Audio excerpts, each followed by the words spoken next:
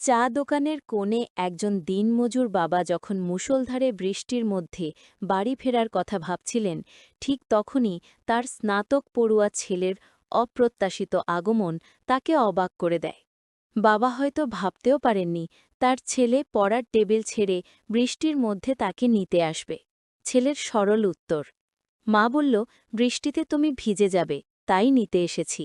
এই কয়েকটি শব্দেই লুকিয়েছিল এক নিঃস্বার্থ ভালোবাসা এবং পারিবারিক সংবেদনশীলতার গভীরতা। এই দৃশ্য প্রমাণ করে যে প্রকৃত ভালোবাসা এবং যত্ন কোনো আর্থিক সচ্ছলতার ওপর নির্ভর করে না, এটি আসে হৃদয়ের গভীর থেকে।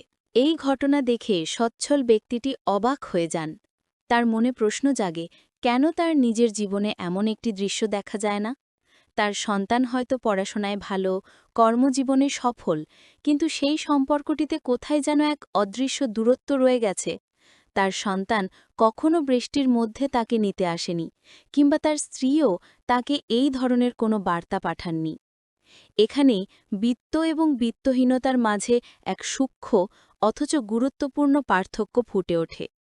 অনেক সময় বিত্তের পেছনে ছুটতে গিয়ে আমরা পারিবারিক মূল্যবোধের ভিতকে দুর্বল করে ফেলি। আধুনিক সমাজে অনেক পরিবারে পিতামাতার প্রতি সন্তানের দায়িত্ব যেন একটি সামাজিক প্রথা মাত্র, যা ভালোবাসা বা অনুভূতির চেয়ে অনেক বেশি যান্ত্রিক। অন্যদিকে দিনমজুরের পরিবারে আর্থিক অভাব থাকলেও তাদের মধ্যে একে অপরের প্রতি গভীর সংবেদনশীলতা বিদ্যমান। এই পরিবারে ভালোবাসা এবং সম্মানই সবচেয়ে বড় সম্পদ, যা কোনো অর্থের বিনিময়ে পাওয়া যায় না। এই ঘটনাটি শেষ পর্যন্ত একটি শিক্ষাই দেয়, পারিবারিক মূল্যবোধই জীবনের সবচেয়ে বড় প্রাপ্তি।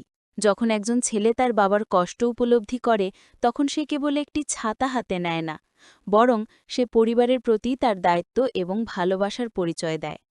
এই দৃশ্যটি আমাদের মনে করিয়ে দেয় যে সত্যিকারের শিক্ষা শুধু বইয়ের পাতায় নয়, বরং তা পরিবার থেকেই আসে।